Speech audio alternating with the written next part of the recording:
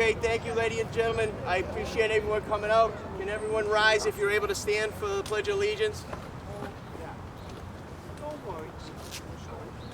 I pledge allegiance to the flag of the United States of America, and to the republic for which it stands, one nation, under God, indivisible, with liberty and justice for all. If you could remain standing for the national anthem, please.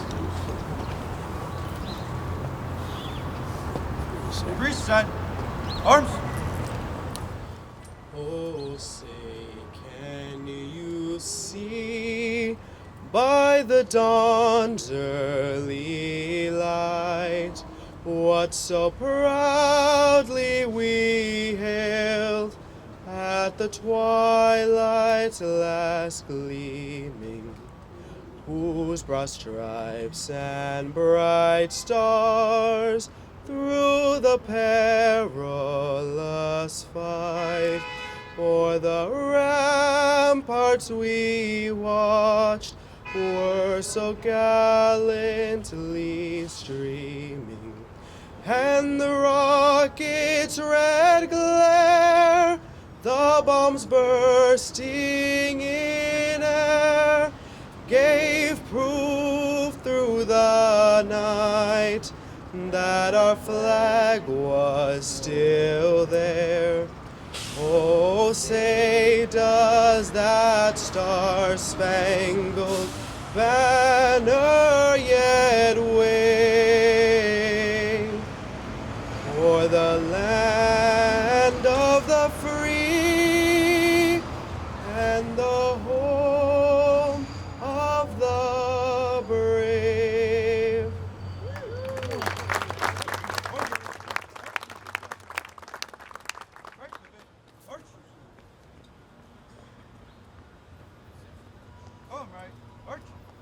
Please be seated.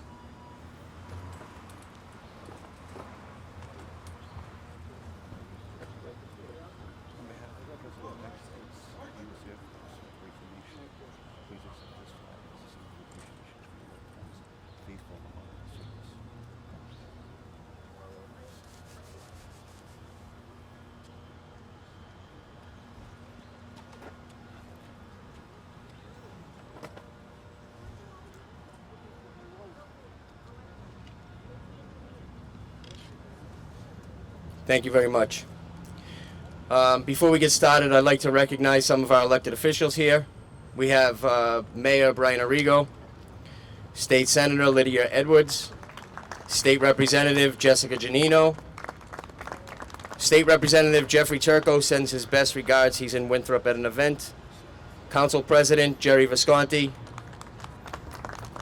City Council at Large Steve Morabito, City Councilor at Large and veteran Dan Rizzo, City Councilor at Large Anthony Zambuto, Ward 1 Councilor Joanne McKenna, Ward 2 Councilor Ira Novoselsky, veteran, Ward 4 Councilor Patrick Keefe, Ward 5 John Powers, Ward 6 Ricky Serino, Vice President. School Committee, we have John Kingston,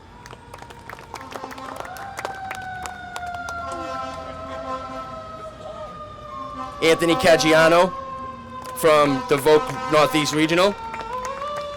We have City Clerk Ashley Melnick and Chief Bright from the Revere Fire Department. Thank you all for coming here today. It means a lot. We have a very special day where we get to dedicate the memorial here for Charles G. McMacken. Unlike Memorial Day, we get to honor all our veterans, everyone that donned a uniform, everyone that gave a sacrifice, both here and overseas. And it makes this day extra special that we get to dedicate this memorial the same week as the city took over the McMacken ball field, and we'll get that back to life in whatever form it takes. But it's I don't believe in coincidence, and for those to happen on the same week, it lined up perfectly for the Stars, and thank you for coming here today. Without any further ado, I'd like to introduce Veteran Service Officer Julia Cervantes to read Governor Baker's proclamation from the state for Veterans Day.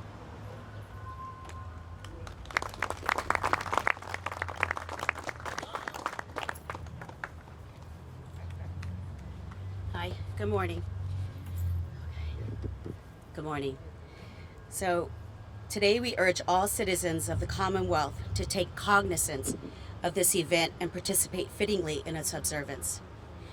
The Commonwealth of Massachusetts, a proclamation.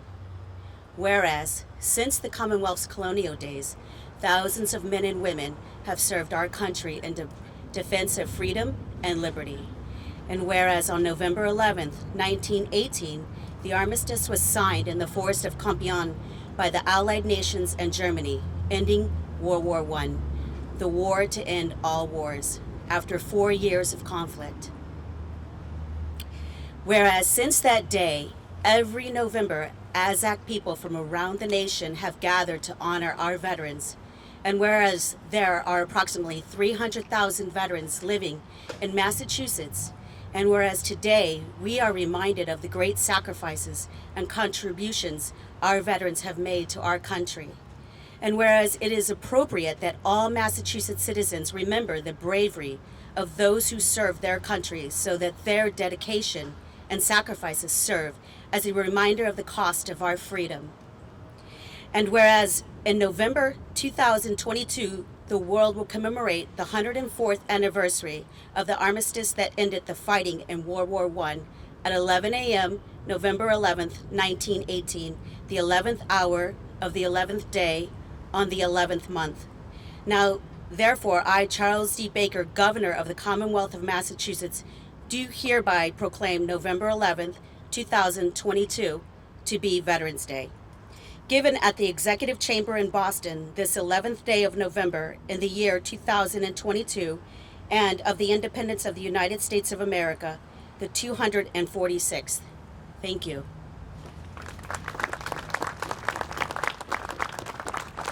Thank you, Julia. Thank you, Julia.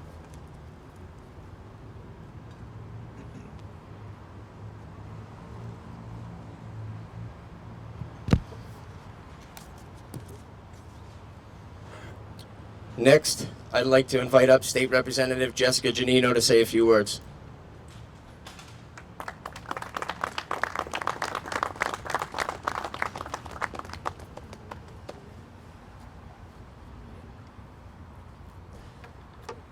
Good morning, everyone. And I want to start by doing what Veterans Day really is about. That's saying thank you. So to our veterans that are with us today, that are sitting in the audience, that are still serving on our police and fire departments, to our Veterans Director, Mark Silvestri, to our elected officials that served in the armed forces, from the bottom of my heart, thank you. Thank you for your services.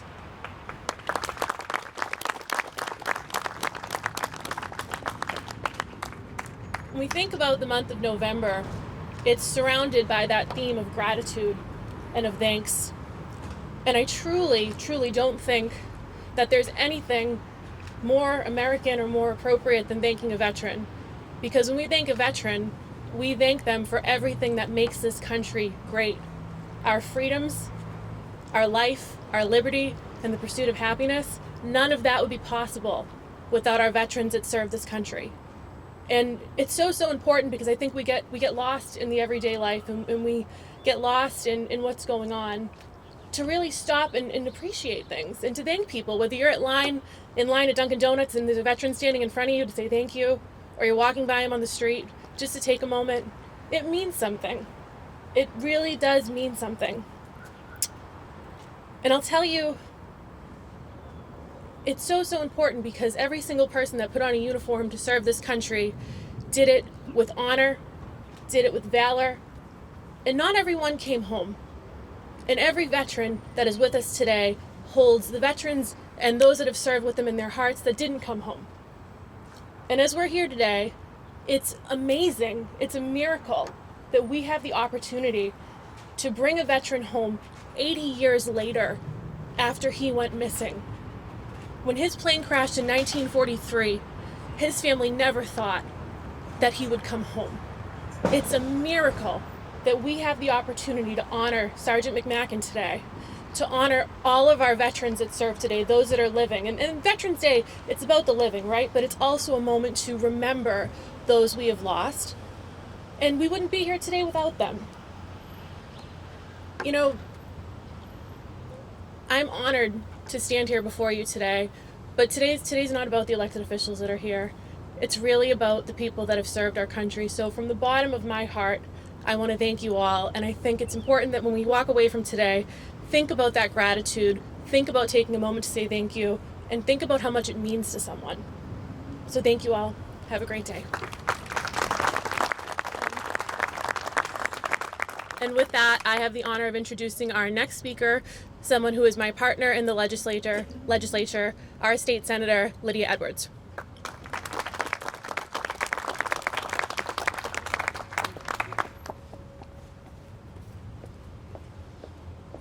Well, first of all, I have to say, Jessica, your words were incredible and heartfelt, and that's been our relationship and how you've represented Revere is because you literally not only come from here, but you carry Revere, the veterans, firefighters in your heart everywhere you go. So thank you for your words.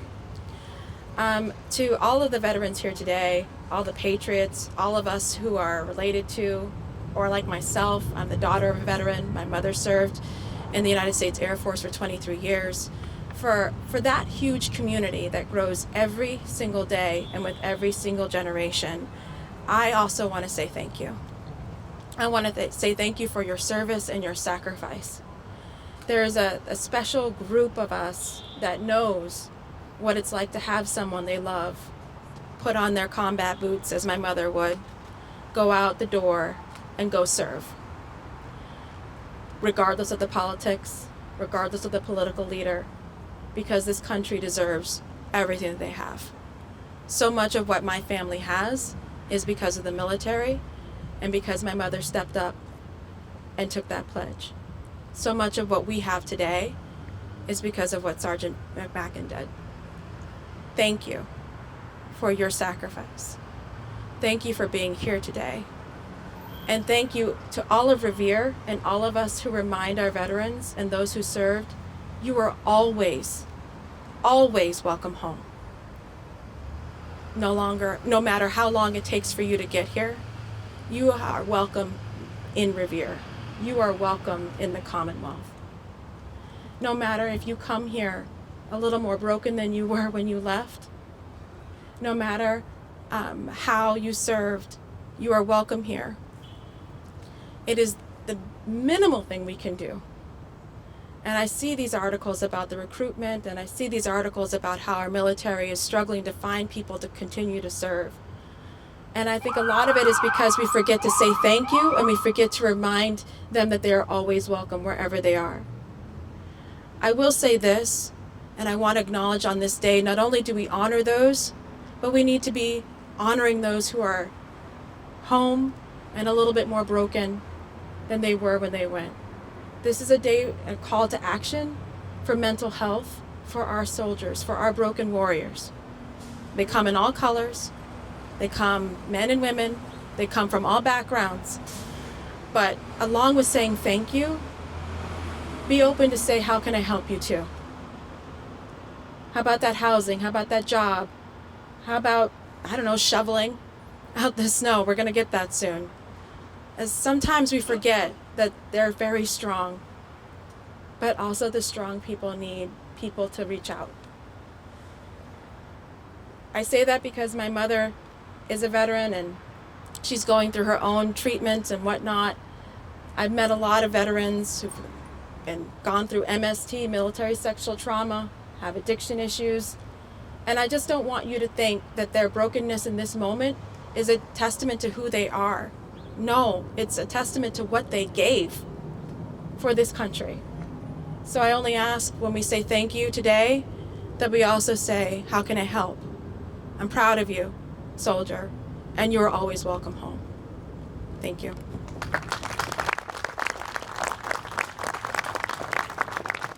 Thank you, Representative Giannino, Senator Edwards. Before we move forward, I'd like to take a moment to also recognize a veteran we have here with us today. retired firefighter and World War II veteran. I'm pretty sure he's one of the oldest veteran retired firefighters, not only in Massachusetts, but in the country.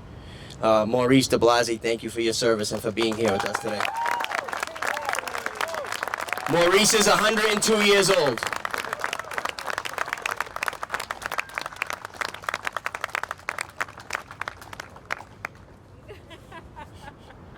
Days like this are the most exciting parts of this job, is getting to honor men and women that sacrificed and served our country.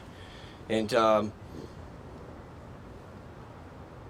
when we found out about Charles McMacken and Pat came to the office, and at first we weren't sure if it was for him. They needed to do DNA and recognize, and when it all came about, it was a pleasure and an honor. But when that happened, a veteran in the city and someone that's dedicated to our Veteran Service Office, and anything we need help with, he's always there. Donna Dreesen's husband, Stephen, put hours and hours into dedicating and looking up the history of Charles, the history of his battle.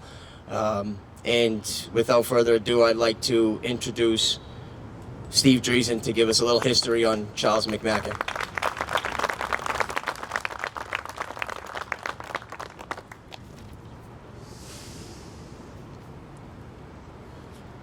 Thank you, Mark. McMacken has been a household word in Revere for at least 6 decades. Anyone who had a child play Little League up the street here at McMacken Field knew the name McMacken. For my part, our family had kids in McMacken for 15 years. Donna and I probably saw 423 Little League games, and they were all very precious. But when I walked through that gate and saw the memorial pole to Staff Sergeant Charles McMacken, U.S. Army, KIA, that's all I knew about him, because the dust of history had clouded things, and very few people really knew the story of Charles McMacken. And I will tell you, he represented the best that this city ever gave the world, and may others follow him. I want to briefly tell you about his career. After becoming a graduate, he was the high school hockey captain here. We'll jump to 1943.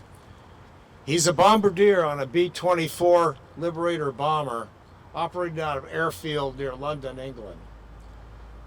The plane he was on was called 0800. It was affectionately called that by the crew. And over the course of a year, 0800 flew 50 missions across the Channel into occupied France and Germany. 0800 was one of the first planes to drop bombs on Berlin. On its 50th mission coming back, 0800 encountered Luftwaffe fighters over the Channel, who knocked out all of its engines. Charles wrote home after this happened to tell his family, "I didn't know whether to bail out or stay with the captain. I chose to stay with the captain." And the captain successfully crash-landed the plane in the south of England. Charles walked away unscathed. As if that wasn't enough, he was immediately assigned to another B-24 Liberator bomber, this one deployed to Benghazi, Libya. Well, why Benghazi? The plot thickens.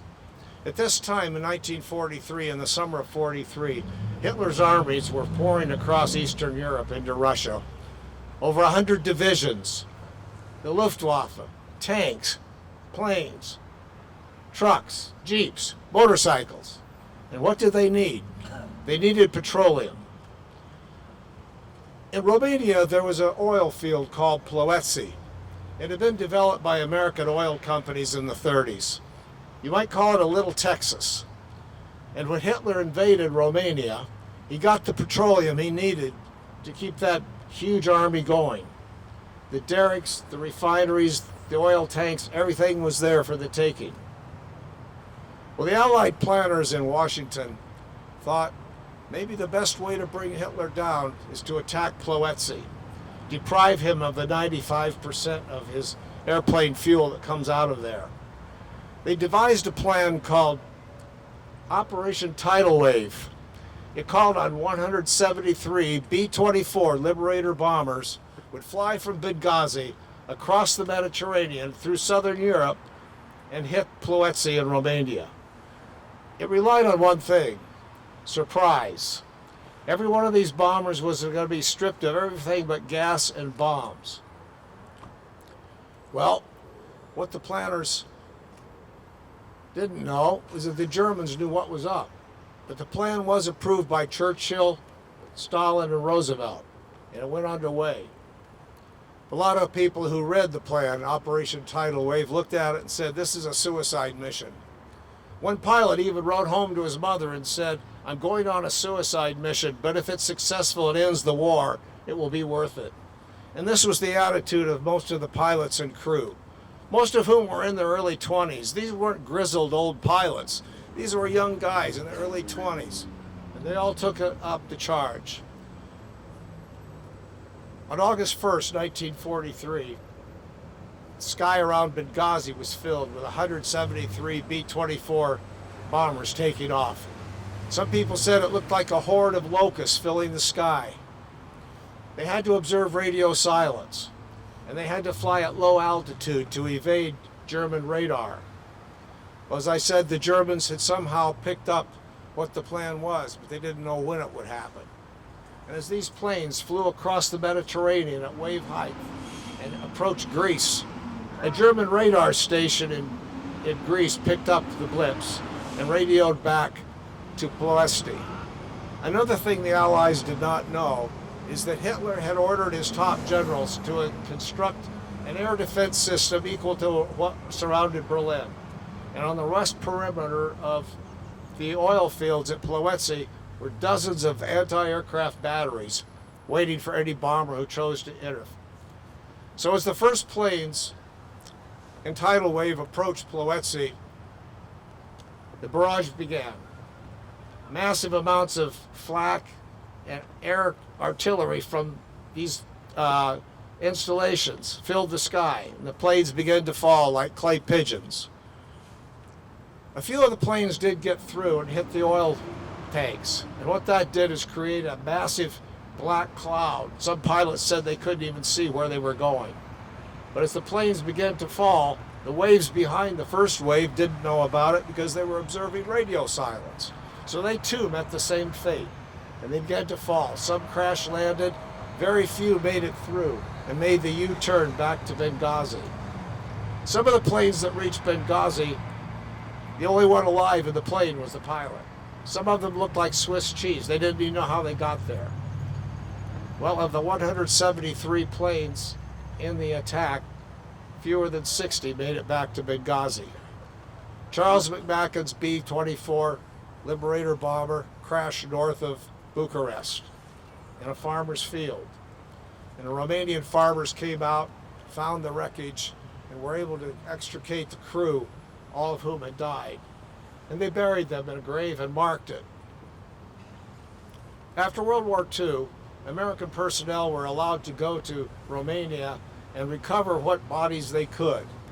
And the American personnel met these farmers who led them to the grave, and they disinterred the crew of Charles McMacken's plane as well as Charles. The remains were brought back to the United States, and they were kept for years because they were not identifiable. Meanwhile, thousands of Revere kids had gone through Little League at McMacken Field. Well, a beautiful thing happened in this last year. Charles McMacken's remains were identified thanks to the DNA contributions of his family. And Charles came home to Revere 78 years later. And he arrived at Logan Airport. The hearse came down Winthrop Avenue. It was late at night. It stopped there for a moment of silence in front of the Little League field. And then it came over here to front of City Hall and had a small military honor guard salute him. A few days later, Charles was buried at a family plot in Brookline beside his mother and father. I went to that funeral along with some other people from Revere. It was a very moving ceremony. A hero come home. I want to read you several paragraphs from the last letter Charles McMacken wrote his parents. As I said, Tidal Wave kicked off August 1st, 1943. This letter was written July 29th, 1943. He's talking about the crew of the 800. Only 3 of them were left. He says, that leaves Doc Hughes, Alta, and myself. All the others have gone down, except, as I said, Lawson was taken off. How each of these remaining boys were left after old 800 went down in a story in itself. I shall someday be able to tell you, I hope.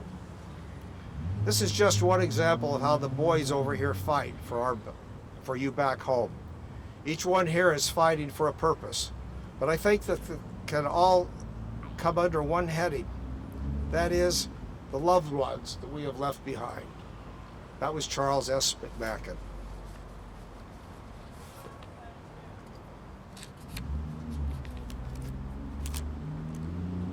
A true American hero, someone Revere will be proud of forever. Thank you.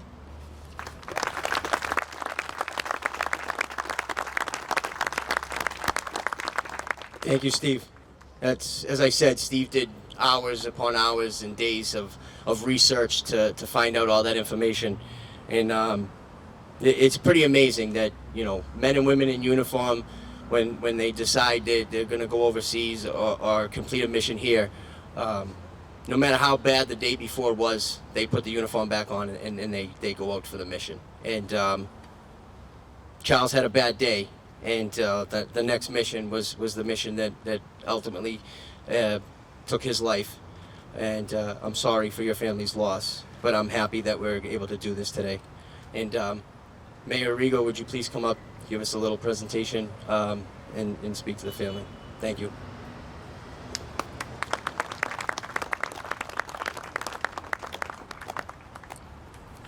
Good afternoon, everyone. First, let me start by thanking all of our veterans today, and welcome to the beautiful city of Revere. I also want to thank Mark Silvestri, our VSO, for putting on today's event and for always being such a staunch advocate for the veterans in our city. Mark truly does exemplify what it means to be a soldier. And I'm lucky to call him both a friend and a colleague. So I want to thank you, Mark, for your service to our country and your service to our city.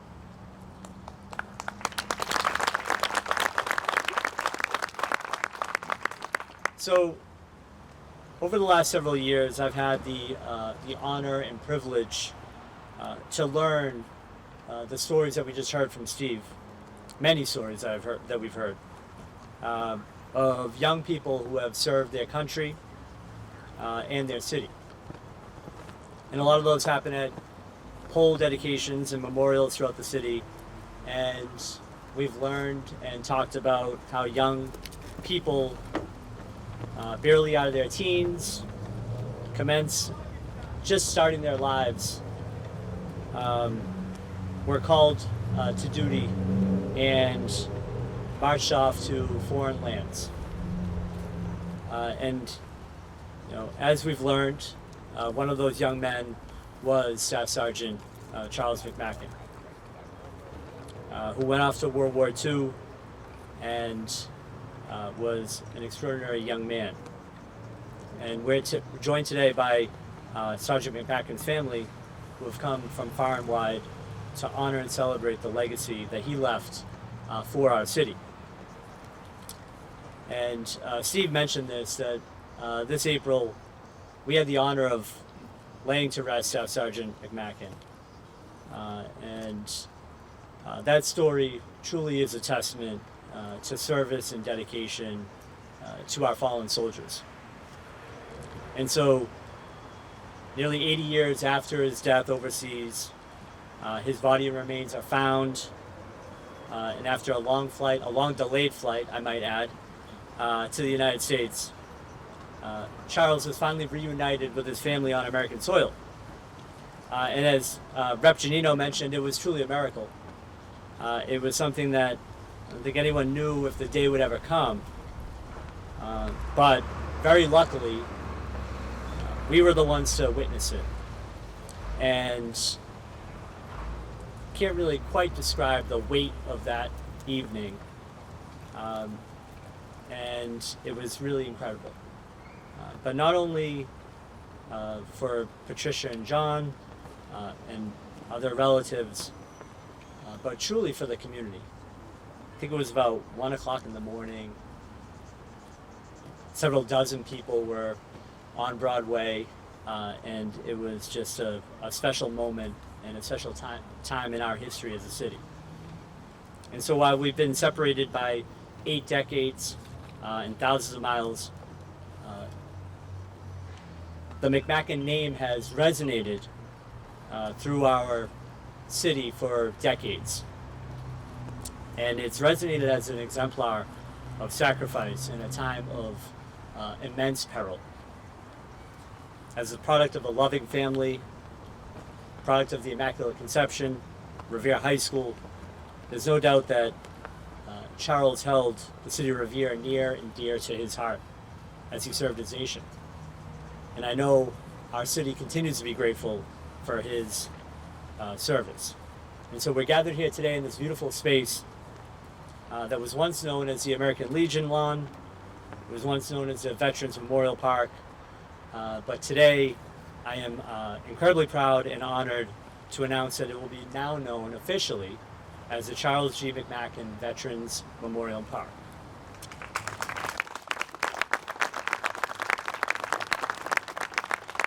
And I'll close by saying that on Veterans Day, we do thank God for the soldiers who carry our nation's colors and whose bravery defends our fundamental beliefs. Our military is drawn from our families, our friends, and our neighbors. And we have to take every opportunity we have to support them, to thank them, and to protect them. And so we have to take every opportunity to be grateful for the men and women who were fearless enough to put on a uniform.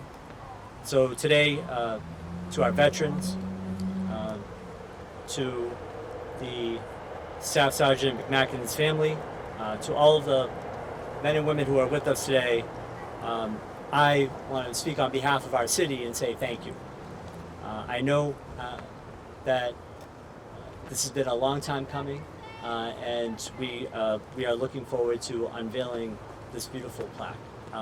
I will say, I'll give one last shout out, and that's to a gentleman behind me, Bobby D'Amelio, who is a veteran and somebody who's been an incredible advocate for veterans in our community. But the beauty of this space would not be if it weren't for Bobby. And we've recently renovated the space, renovated the front of the Legion Hall, and we want to make sure that the community knows that we have pride in these public spaces, and we look forward to now unveiling our plaque. So if we want to, we're gonna have the family and everyone come out. Okay, all right, come on.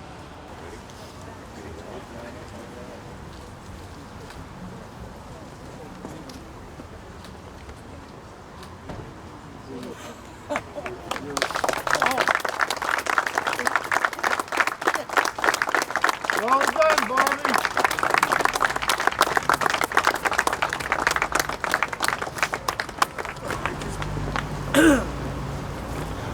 Uncle Charlie was my mother's only brother, and she adored her brother. And when he went off to war, his mother and father was still here, and they would write every single day, and he kept a journal, and he kept a journal for every single day that he was in the service. And so when I was growing up, we had letters, we had this journal that in his own words of what he wrote. So, and then we had this big shadow box made, and that's how I ended up getting to meet Mark, is that I sold my house because I'm old and I went to a trailer and I couldn't fit this large shadow box in the house. So I called him and I said, would you accept it here? Because I was born in Revere, my uncle was from here, And he said, sure. So my sister and I came here, met Mark, and I'm thinking thought I had a shadow box about this big. I mean, he was gracious. He was going to accept it anyway. But I said, no, we need help. You got to come out to the Jeep. And he helped me bring it in. And he was surprised, Donna was surprised that we had all his medals in there and letters from the president, and it was all preserved. So it was a special time. So then that was a while, and then I think it was months later, I had given my DNA, and then they called and said that they found him, and it really was him, and they were able to identify him through his DNA. They took, pictures. TB was a big thing back then, so they took pictures of the skeleton, and his whole skeleton was found. And they did, it's bad teeth, so they had dental records. So it wasn't just the DNA, but when you put it all together. And they found out that one of his DNA was abnormal, and I had the same abnormal DNA, so now I guess I'm a little abnormal, but it's proved that it was definitely him. And then from there, the whole thing about having him shipped home and then having a big funeral, and they had a big parade, and I mean, it was the biggest event of my entire life of 73 years. I've never witnessed such regard and love and kindness, and people that night waiting for the airplane, standing out in the freezing cold. It was just amazing. There were so many military people, there were so many police officers, there were firemen, and everyone was just, they felt the pride of a young man from Revere was finally, after 80 years, able to come home and be here back in his hometown next to his mom and dad. So it's just, I thank every single person that's here today, and that's all I can say is thank you, and please, every time I see someone in uniform, I thank them. I truly do, because without people in uniform, none of us would be standing here. So thank you all so very, very much.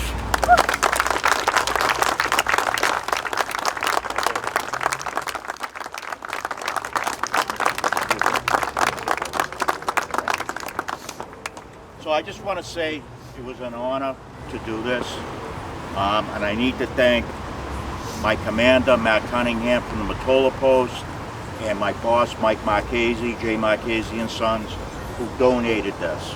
I designed it, they donated it, and I need to thank Dave DiFilippo from Woodlawn Memorials for this incredible stone. And with that, everybody's invited back to the Matola Post, Casa Lucia, for a luncheon right after we leave here.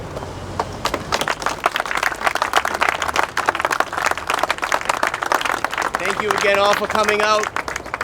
Veterans, have a great Veterans Day.